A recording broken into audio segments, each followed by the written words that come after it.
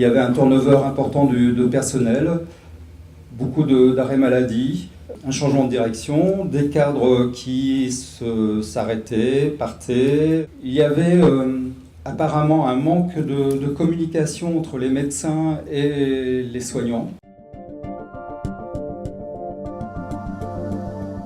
On a créé un comité de pilotage constitué des psychiatres, des 2 délégués du personnel, d'une infirmière qualité-gestion des risques et un représentant de chaque fonction, donc infirmière, aide-soignant, ASH, l'infirmière coordinatrice quand elle était là, et le directeur.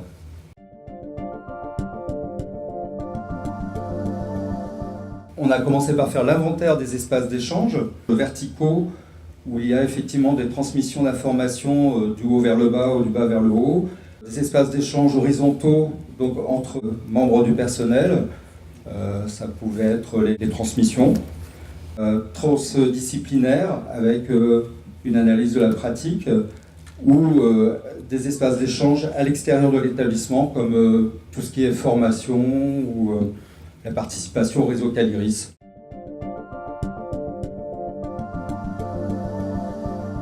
Une fois cet inventaire fait,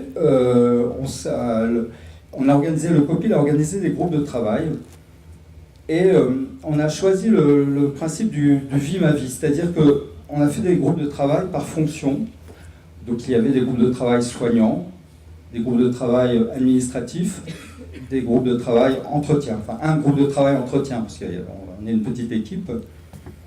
Et chaque groupe de travail, donc par fonction, était animé par 2 membres du COPIL, mais d'autres fonctions. C'est-à-dire que le groupe de travail soignant était animé par un administratif et un personnel d'entretien. Le groupe de travail administratif était animé par un soignant et un personnel d'entretien. Et ce qui faisait que les animateurs du groupe de travail jouaient un peu le rôle de candide pour justement peut-être aller plus loin dans le questionnement et remplir ces grilles. Et ça a permis aussi au personnel de parler. Alors ils parlent entre eux, hein, c'est une petite équipe, il n'y a pas de problème, ils parlent entre eux, mais peut-être de parler du travail autrement. Ça a permis, comme je vous disais aussi, de prendre conscience pour l'encadrement des écarts entre les effets attendus et les effets perçus. C'était un manque de lisibilité dans les prises en charge des patients. Le personnel ne comprenait pas toujours les décisions médicales.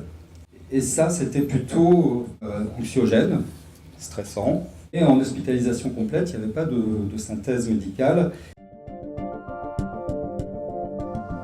Et on a pu sensibiliser les médecins à ce manque, puisque depuis 1 mois, nous avons des réunions de synthèse avec un des psychiatres, bientôt le 2e.